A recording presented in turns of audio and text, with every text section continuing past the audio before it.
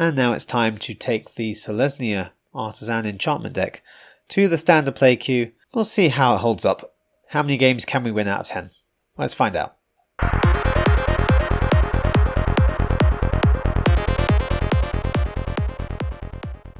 Welcome back to Game School Dad with me, Martin. Today we are taking the Selesnya Enchantment Artisan deck to the standard play queue, and we're going to see what we can do if we can win many games out of 10. And just like with the other decks, at the end of this, after we go through a few games, I will go through the rares and mythics that you can add to this deck to make it really stand out, because this is based on one of the top meta decks at the moment. Not the most popular, but still a pretty good deck.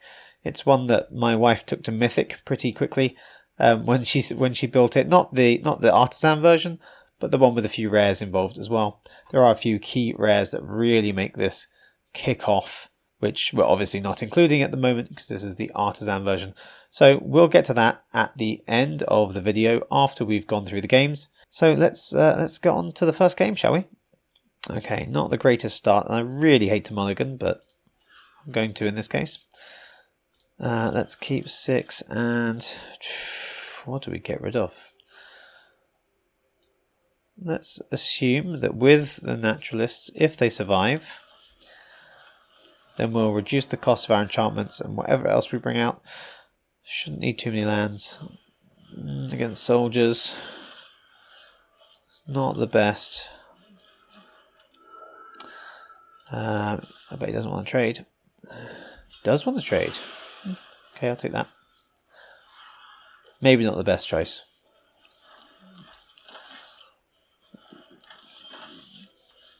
But if I can get out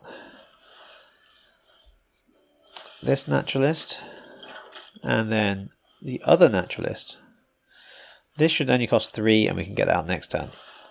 Savior of Ollenbach. Who plays that card? I like that card, but who plays it? Okay, so that's going to get bigger next turn and exile something, so that's not great. I'm going to put it on the Generous Visitor because I hope that what they're going to do is take the Generous Visitor, in which case, should I attack with that? No. If they take the Generous Visitor, I still have the Naturalist to put out the Skyblessed Samurai. They lay down arms as well. Okay. Not great. I'm taking that instead. Well, don't really want to lose the only thing I've got here.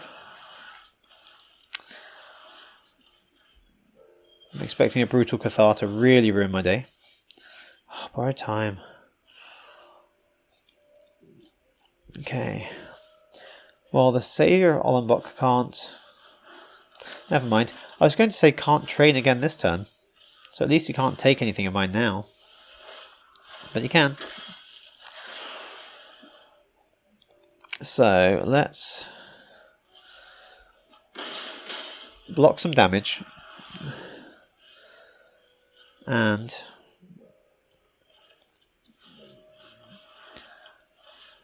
let's get my creatures back. It's not much, but it's something. I can still get out the Samurai, I can still get out Touch the Spirit Realm.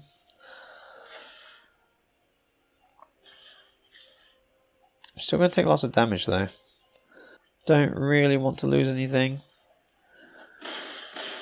He still has mana. I don't think this is going to work out very well for me. So, for...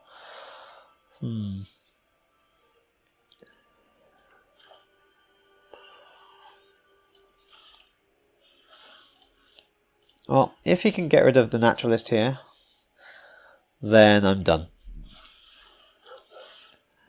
Another land would be nice. Okay, all that. So let's go with this. And then what do we take out? The Veteran would be good, I guess.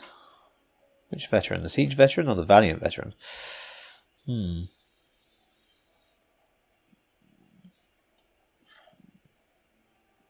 Interesting. Well, let's go with taking out the Siege Veteran. I'm going to put everything on this one. It's going to be a mistake, but I need the life gain.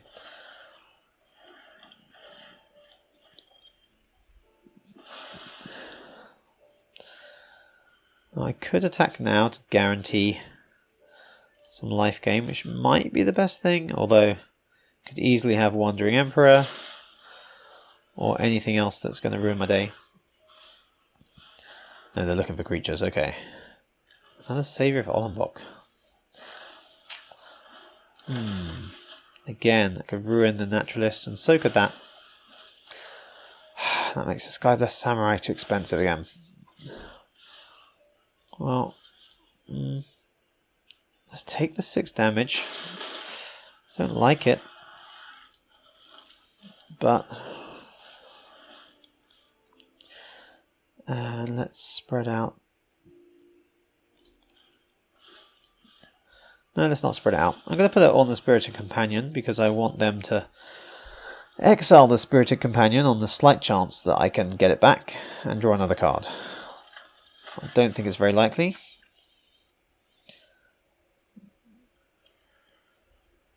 But it's something I can hold out hope for.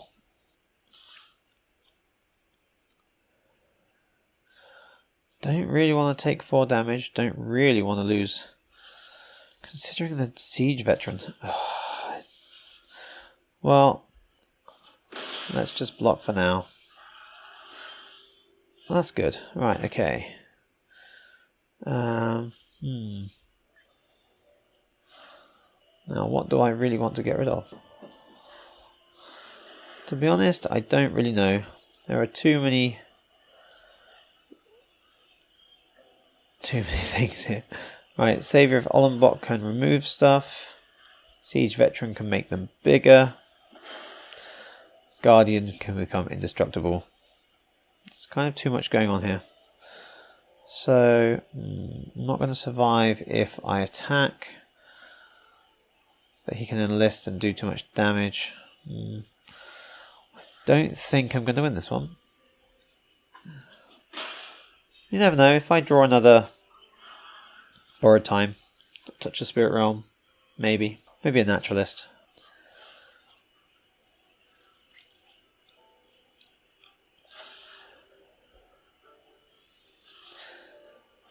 He's going to enlist? No, he's just attacking. Oh, he's enlisting, okay. So yeah, too much damage coming through. Have to block there, and we have to block there.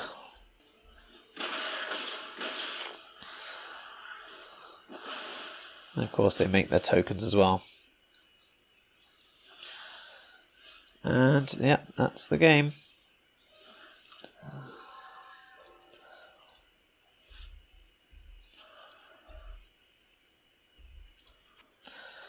Okay, well hopefully Commune with Spirits can find us what we need. What do we need? Not those. I guess touch the Spirit Realm, because the best we can hope for is to remove things as the opponent puts them out. Oh, we have black. Okay, literally the best we can hope for is removing things.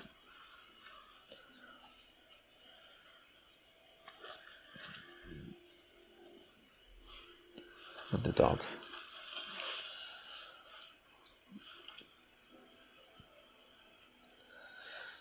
Let's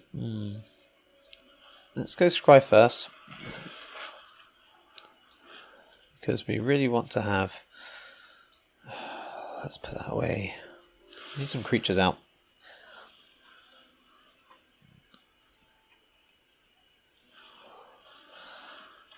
Two underdogs, okay.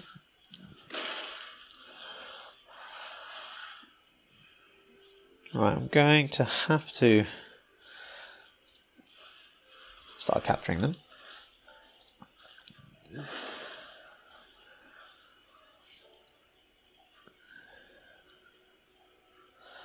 It's going to be a 2/2 first strike, which would be nice.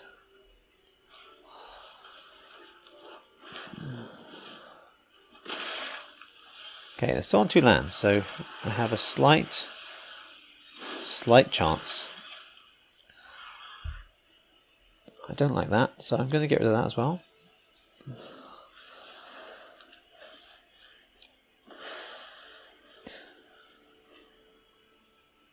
So one of the games I was playing against a green deck that had basically every rare. That's nice. And I managed to win by removing everything one by one. Seems to work pretty well.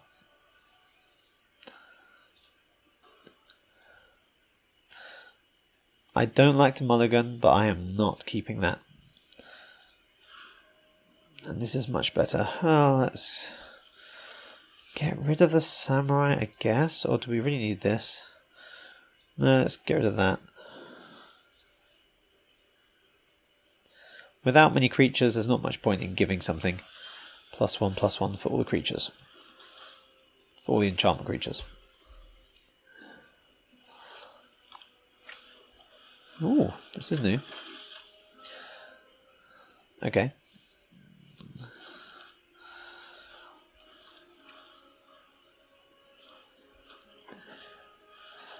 So this is a soldier.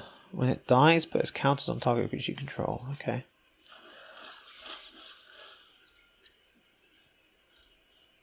Counter on yourself. That's brave. Because I am taking that next turn. Let's go with a borrowed time.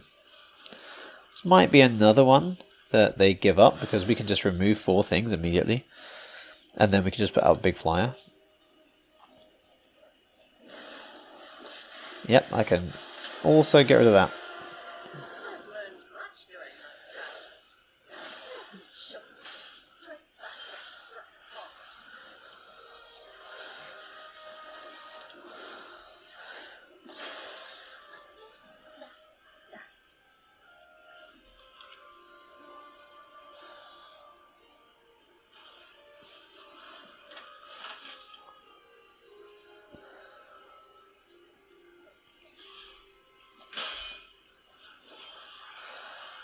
Okay.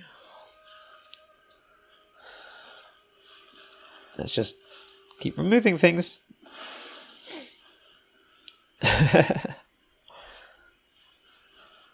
Interesting choices. Creatures would be nice. There we go. That's what I need. And I could borrow time now, but I kind of feel like I want to save it in case there's something bigger that comes out. And I know I'm kind of wasting the extra +4/+4 there. But I want it to turn to a creature as soon as possible, especially if they're going to do things like that to me.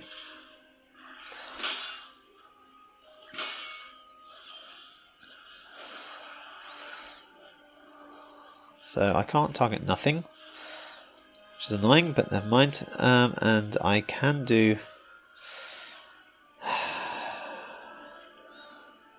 Well, let's use that now, because it makes this cheap enough to get out. I have a whole load of borrowed times. What are they going to do? So the worst thing they could do right now, from my point of view, is have a farewell and destroy all enchantments.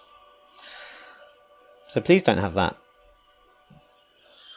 Okay, it's looking good.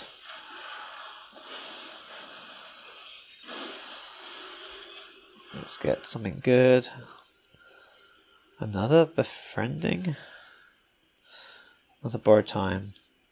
That'd be really annoying, wouldn't it? That'd be really annoying for them. Lifelink, I don't really need urgently. I think I'm going to go with the borrowed time. And they can see it as well, which is really frustrating for them, I guess. Okay, I'm expecting a Wandering Emperor here. But I have to attack at some point. Oh, no, a Ganjo, okay.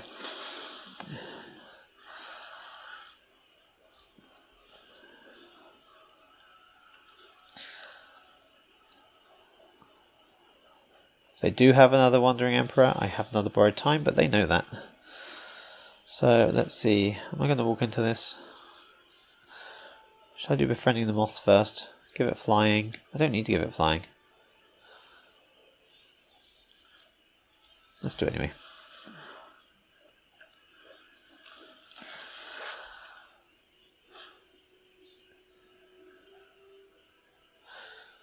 Lay down arms. No. No Wandering Emperor. Okay.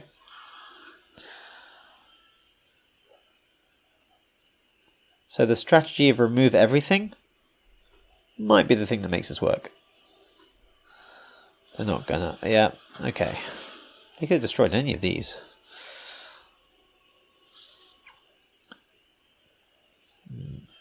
Wonder what card they've got left. Oh, okay. Rescue Retriever. How unusual.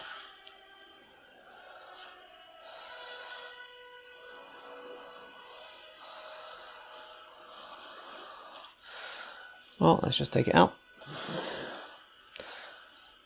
And I could get rid of that only other one. I'm kind of expecting something else big to come out.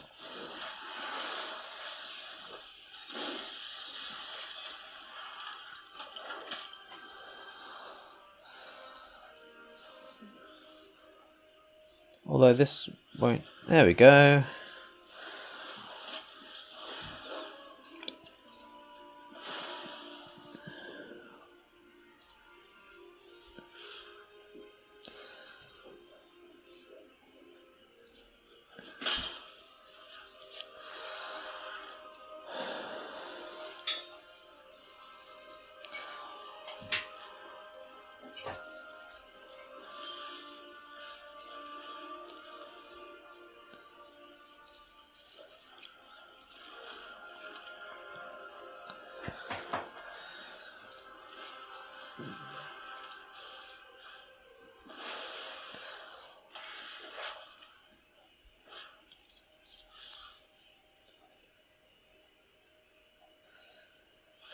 There's another Aganjo.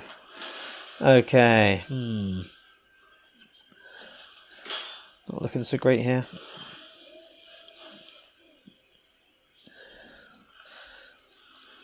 Let's get a blocker out. Draw a card. Card might not be that useful. Let's get something else. Oh, another samurai. Might be better. Okay, they've used 2 Aganjos. Maybe they don't have another one. I probably wouldn't play more than 2. So hopefully they're out of those 4 damage. No, they've got Destroy Evil as well. Again. Right, we're going to have to block. Save the damage. We're really just about holding on here. And I'm going to play this out now. Just because I think I'm going to need another blocker as soon as possible. Oh my goodness, we are hanging on. Right, samurai.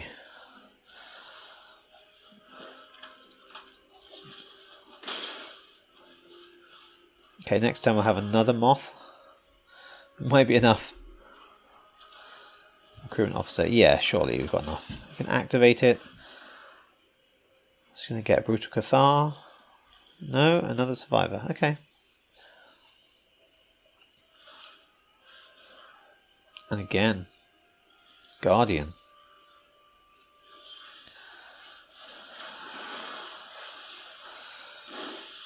So,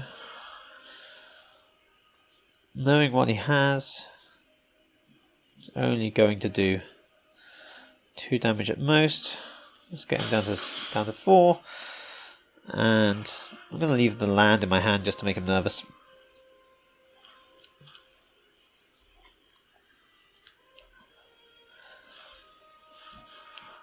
He gets a Brutal Cathar. Can still only do 2 damage to me. And they give up. Thank goodness for that. Whew. Just about. Managed to remove, what, 6 things with our enchantments? Yeah. This one's strategy. Okay, well, that's gonna be it. Don't want to mulligan. Lots of white today. Oh, wait, and red. Virtuoso with red. That's interesting. So, let's get moving with this. We need to borrow time the Virtuoso when they don't have any mana available. If possible. They're going to do something to it. So they're going to make it big. But not if I block. Do I win that way? I don't know. Oh, electrostatic infantry. Interesting choice. Okay. Another one. I'm pretty sure I should be able to take out the Virtuoso now. Which is good. Because that can be a real pain. So interesting choice of normal mono red with a Virtuoso thrown in. Because they want Angel Fire Ignition, that's why. Okay.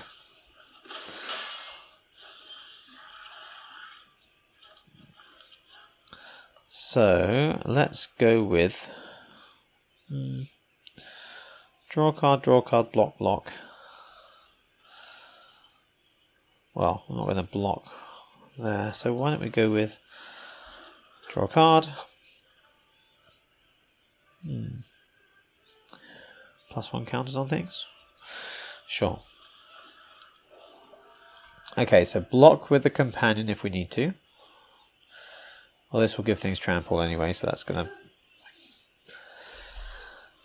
Okay, trample's going to ruin the blocking plan. There's no point blocking.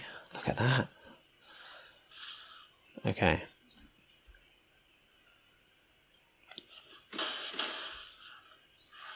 That is bad. Okay. So, not a great land choice.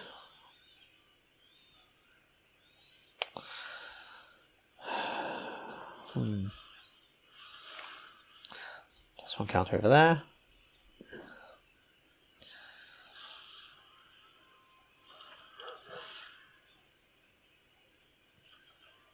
Another draw. Scry 2 is not going to help right now. Let's go with more card draw.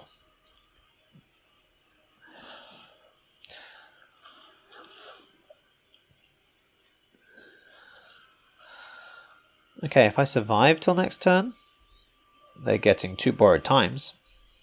I know that for sure.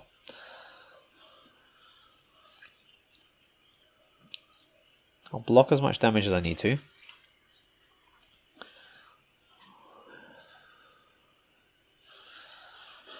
There comes Ignition. So, they're doing 10 damage.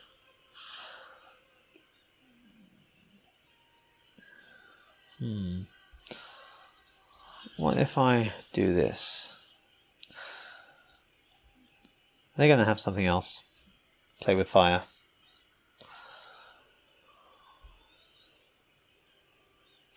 If they do, we're probably dead either way, so... +1, lifelink indestructible. Okay. Ooh. Is that enough to kill me? Nearly. Okay, well, it's enough to get to this point. Now, obviously, 1 play with fire or lightning strike is enough to finish off, but if they have no creatures, then I'm going to have to hold back in case they have haste. It's going to be a play with, there's no play with fire. Okay. So let's get on with the plan of life.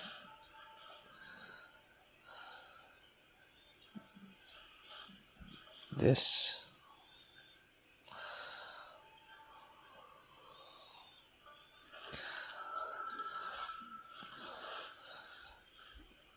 Let's make a big creature.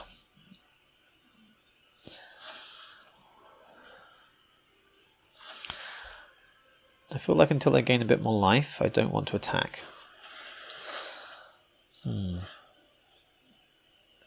So, Friendly the Moth or 1 life. 1 life will stop the whole...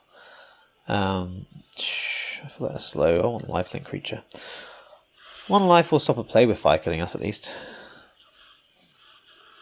So that's something.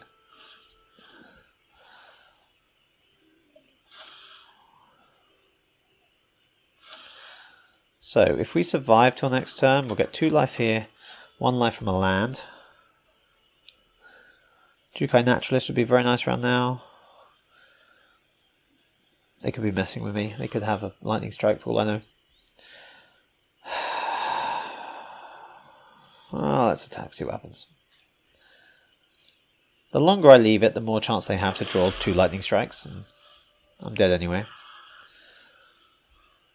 I hope a lot of their instants are augmenting their creatures, which it looks like they are.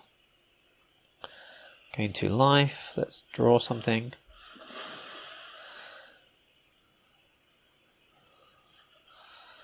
And I might as well gain some life while I'm here. 5, not bad.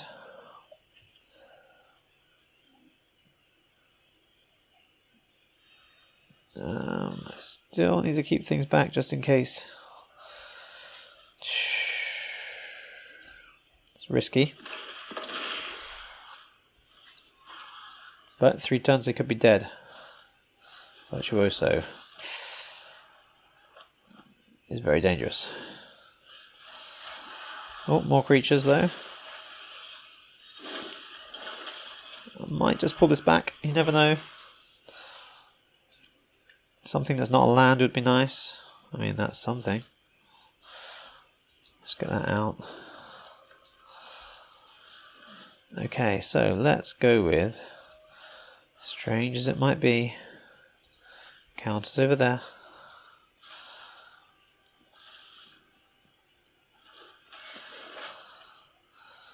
And get rid of this and search for something might be a good option. So, see if they take the 7, or if they lose the Virtuoso over 7 points. No, they're taking it. Okay. So if I can get rid of the Virtuoso, I can win next turn. If they have 2 lightning strikes, I'm dead anyway. Anger, okay. Trample, not good. That's 6 damage. One more thing. Oh, what's this one? No, that's not going to do it.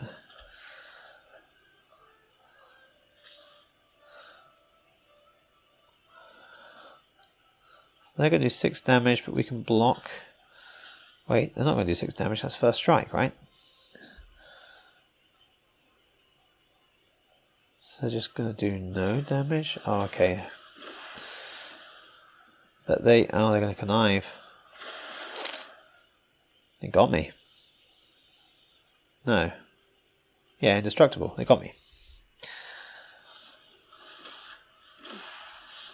And yeah.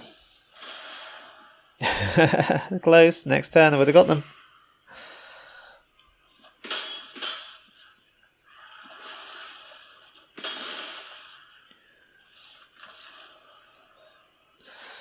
And we're back to talk about how the games went with that deck and to talk about the upgrade options in a moment. So, okay, how did it do? We won 5 games out of 10, which isn't amazing, but again, we were against some big mythic decks. In fact, one of the games we did win was against a green deck, which isn't included in the video here because I didn't have it recording at the time, but they had Beast Callers, Kodama of the West Tree, Gala Greeters, what was the other big thing they had? And some other big, and Cemetery Gatekeeper, I think. The other big green wolf, 3/4 vigilance. Anyway, so they had basically everything was rare and mythic, and we managed to exile all of them, and they gave up. So that went really well. We also did pretty well with that against the black deck that gave up really, really early on because we managed to exile some things. So Borrowed Time, Touch the Spirit Realm, really good for just removing things. Obviously, you need some removal in a deck, really, and we've got that covered with Borrowed Time and Touch the Spirit Realm. There are some ways we can improve this, though, by adding some very key rare cards that really make it stand out. So I'm going to do that now, and then I'll show you the rare cards I picked out. And here is the version of the deck with a few rares thrown in as well. The only changes we've made here, we have added Tamiyo's Safekeeping, which we didn't have before, but for this version of the deck, it's really important to have some protection for your creatures because you're going to be putting lots and lots of effort into, normally, Kami of Transience because it's a trample. We've taken out the Befriending the Moths, we've taken out the Era of Enlightenment, because they're a bit slow, and this is kind of like a faster aggro-y kind of version of a deck. And that's because we can get Kami of Transience out on turn 2 whenever we cast an enchantment, put a +1 counter on it. Now in theory, if we can get Generous Visitor out on turn 1 and Kami of Transience out on turn 2, then on turn 3, maybe play a Naturalist or 2 Spirited Companions or whatever it might be, and we're suddenly putting a +1/+1 counter on Kami of Transience from Generous Visitor, because I can put that on anything else, and Kami of Transience gets its own +1/+1 counter. So suddenly we're adding +1 counters on this trample creature, and once we have a few enchantments out, Borrowed Times, Touch of Spirit Realms, Naturalists or Spirited Companions, then we just need to get a Reign of Truth, and we might be able to add a +6/+6 onto Kami of Transience and maybe trample them for 10/10. Which is why we definitely want to have Tamiyo Safekeeping, because all that effort is possibly going into that one creature. But if these are in the graveyard and we lose an enchantment goes from the battlefield to the graveyard, then we can return Kami of Transience from the graveyard to our hand and play it out again. So it's got a bit of replayability there. We've also got Weaver of Harmony, which will give other enchantment creatures we control +1/+1, which will boost our Spirited Companion and our Jukai Naturalist, and Reign of Truth when it turns into the portrait. Also we'll get that +1/+1. And of course, Weaver of Harmony is an enchantment creature itself, so one Weaver of Harmony will boost another one. They don't boost themselves because it's other enchantment creatures, not all enchantment creatures. But if we get a Weaver of Harmony out, the best thing about them is their ability for paying 1 green and tap to copy target activated or triggered ability from an enchantment source, which means we can get out Touch of Spirit Realm or Borrowed Time and exile 2 things rather than just 1 by paying an extra green mana, or we get Reign of Truth out and get our +1/+1 bonus for every enchantment we control, and then we can use Weaver of Harmony to copy that triggered ability and put those +1/+1 bonuses on again. And our last addition here is Catilda Dawnheart Martyr, a 3 mana flying lifelink protection from vampires, whose power and toughness are equal to the number of permanents we control that are spirits and or enchantments, and all these are enchantments. Kami and Generous Visitor are both spirits, so everything is a spirit or an enchantment. So this 3 mana flying lifelink creature could easily come in as a 5/5, an 8/8, depending on what we have out. And if they kill it, it goes to the graveyard and we can pay 5 mana, the disturb cost, to enchant another creature and give it all its abilities. So we can give a Kami of Transience, possibly. Flying, lifelink, protection from vampires, and +X/+X, where X is number of permanents and all spirits we control. So that can come out and boost Kami of Transience into a massive trampling lifelink beast. And we can definitely win the game with a big Kami of Transience. So that is the still budget friendly version of the deck, not Artisan anymore. We do have basically 10 rares. Now, you could possibly cut back and maybe have 1 less of Kami, 1 less of Weaver of Harmony. You can play around with that depending on how many wildcards you have, but I think 10 rare wildcards isn't the most expensive deck in the world. We still have lots of commons and uncommons that you will get anyway from some of the starter decks and some of the jump-in events. So you could well have all of these cards anyway from those events for free. And you just need to get some rare wildcards, which you'll get from opening free packs from codes. There are lots of ways you can get wildcards. And the one other thing I haven't actually included on any of the videos so far about the mana base is that you can also change the lands to the rare lands. And these are the ones I'm talking about. The brush land, which is add green or white and it deals 1 damage to you.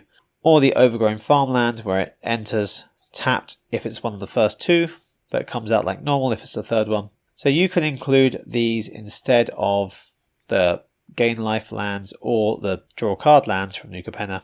But each of those is a rare, and so if you have 4 of each, we're suddenly up to 8 more rares that you need. So I would add any ones you happen to have, but if you don't, you can still go with the lands here. They're just a little bit slower, and this deck works on being a bit faster. I think it's probably best to go with getting some rare lands if you can, and obviously rare lands are probably one of the best things that you can spend your wildcards on because you're going to be using them in all kinds of decks. But there you go, this version of the deck is one of the top 5 decks at the moment. So you might see it a bit when you're playing in ranked games. I think it's pretty cheap compared to most decks you might find out there that are full of rares and mythics. So I would give this one a go if you haven't already. So let me know what you think in the comments below if you've used a deck like this before, what you think of this kind of deck. I'd love to know what you think, and don't forget you can like this video and subscribe to the channel to make sure you don't miss out on any future Magic Arena content. So thank you for watching this video to the end, and I will see you in the next one.